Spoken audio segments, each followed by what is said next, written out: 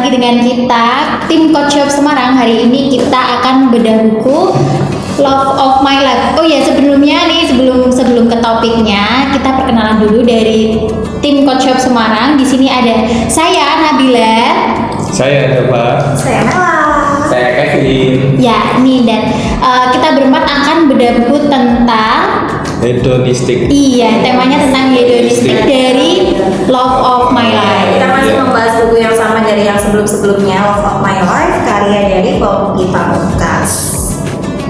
Apa nih perihal hedonistik itu kayaknya orang-orang zaman sekarang banget gitu ya. Iya. Hedon itu gimana maksudnya di bab ini mungkin? Hedonistik itu perilaku untuk memenuhi kebutuhan atau hasrat yang nggak bisa dibendung, yang terlalu berlebihan, gitu. Nah, dan perihal hedonistik ini juga sebenarnya udah ada dari zaman dulu sampai sekarang. Hedonistik itu bisa dibilang hidup untuk makan, bukannya makan untuk hidup. Nah, Berarti itu kayak kata-katanya sama, cuman artinya tuh beda banget. Iya. Hidup untuk makan atau makan untuk hidup. Dua arti yang berbeda itu, Pak. Jadi kan kita di dunia ini pasti Tuhan sudah menciptakan semuanya dengan terukur lah semuanya. Nah, hedonistik itu kayak menyalahi aturan semua. Dia maunya berlebih dengan nafsu yang sangat besar itu, makanya juga bisa menimbulkan bencana dengan hedonistik. Apa nih bahayanya kalau kita ada orang yang memiliki prinsip hidup untuk makan? Bahayanya apa menurut kalian kira-kira? Pasti dia akan memetik kesengsaraan sih di akhir kayak gitu. tuh bisa juga ujung-ujungnya merepotkan diri dia sendiri hingga orang lain. Yang paling sederhana seperti utang, piutang dan lain sebagainya. Hanya untuk memenuhi hawa nafsunya lagi mungkin ya. Iya. Iya. Tapi sadar nggak sih kalau di dalam diri kita masing-masing tuh mungkin ada sedikit rasa Oh, ada. Pasti dong. Iya. Saya diam dari tadi. Banyak. Saya kayaknya. Kenapa harus bahas ini ya? Iya, jadi kayak mengaca pada diri sendiri. Iya.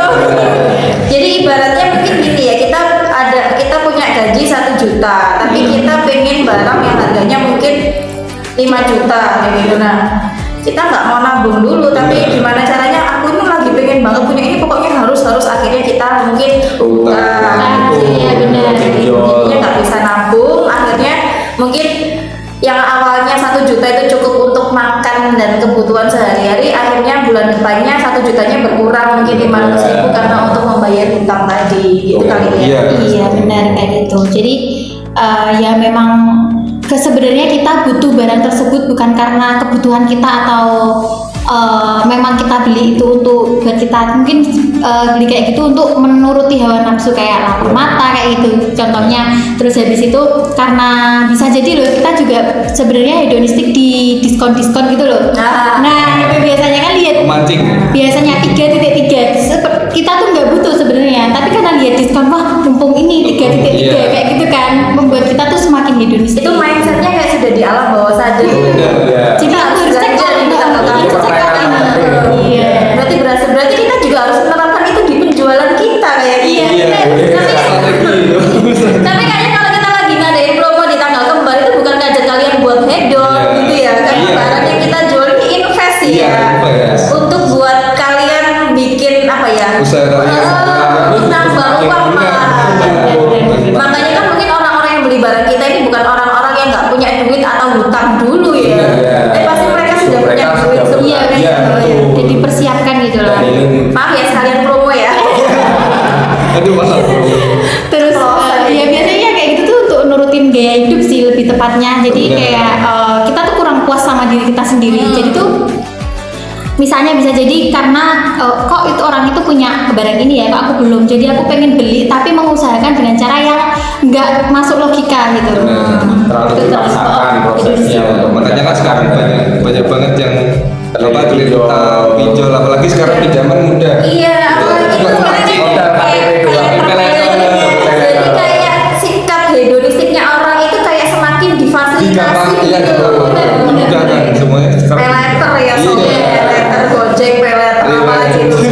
ujung-ujungnya financial plan sih, itu perlu banget sih. Sebenarnya nggak masalah, asalkan benar-benar kayak harus di plan Iya, gitu. betul.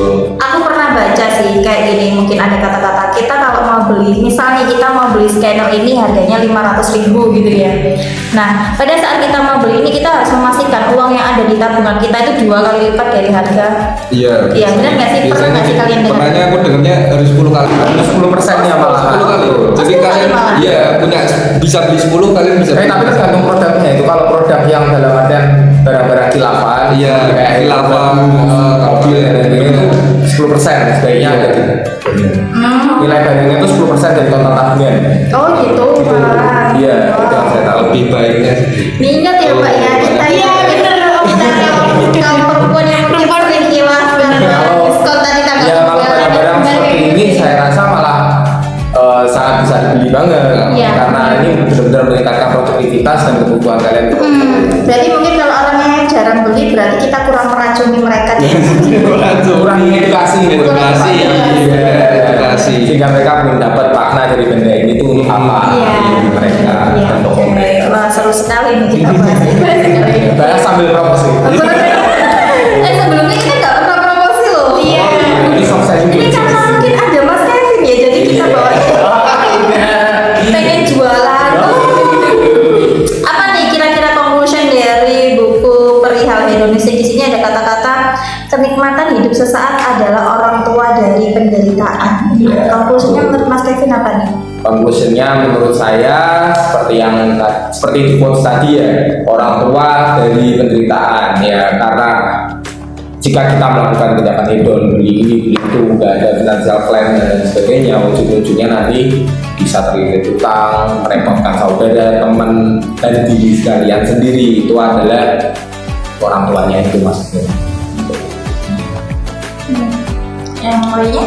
Ya masih sama sih kayak gitu. Iya, Jadi seperti itu. hedonistik adalah perilaku iblis. Kalau saya baca di sini, perilaku iblis terus akan membawa kesengsaraan di kemudian harinya gitu. Jadi sebisa mungkin kita mendahulukan kebutuhan prioritas, terus habis itu mengerem sedikit demi sedikit mengerem hawa nafsu kita untuk tidak membeli yang memang bukan dari prioritas kebutuhan kita sendiri. Biar kedepannya itu lebih tertata finansialnya, benar kata Mas Kevin seperti itu. Iya. Kalau menurut Mas Deva, gimana caranya biar kita terhindar dari hedonistik tadi, atau mungkin kita biar nggak semakin membesarkan sikap sifat ya, atau Iya, jadi watak iya, nanti sebenarnya. akhirnya ya, Ya, di dalam diri kita masing-masing. Kalau menurut saya sih semua tergantung pada tujuan hidup ya. Kalian harus hidup punya tataan masing-masing. Pasti semua ada jalannya masing-masing lah pokoknya. Pokoknya manusia itu semua udah diciptakan sempurna. Jadi kalian nggak usah berlebihan mencari yang lebih-lebih. Semua manusia punya kelebihan sama kekurangannya. Jadi jangan iri hati itu juga termasuk hedonistik gitu. Jangan silam mata. Iya, silakan. Jadi dalam perihal harta atau kesenangan Harta, duniawi, benar. kita lebih baik melihat ke bawah, Ke bawah. biar kita semakin banyak bersyukur, jangan pernah melihat ke atas karena kita akan terus merasa kurang.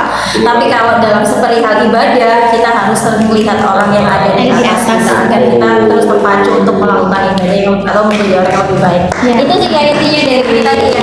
Semoga kita semua tidak selalu khilaf untuk mengikuti hawa nafsu, Ya. untuk hidup hedon. Jangan sering lihat TV. Kalau pulang kerja ya udah pulang aja. Tapi kalau pulang kerja tetap sama yang sambil lihat layar laptop ya sama aja. Jadi ya nggak apa-apa sih lihat. Yang penting jangan sering terpancing mungkin seperti saya. Jadi ini kayak aduh bahasa itu kayak nyentil. Iya, berasa kayak tamparan untuk diri sendiri aja. Maaf. Cukup ya, kita harus dibagi ya. Dan kita ketemu lagi di bulan depan di pembahasan buku bab selanjutnya. Tapi masih sepertinya masih sama di buku Love of My Life, karena babnya masih banyak banget dan masih seru sekali untuk dibahas. Sampai jumpa lagi di bedah buku selanjutnya. Bye bye.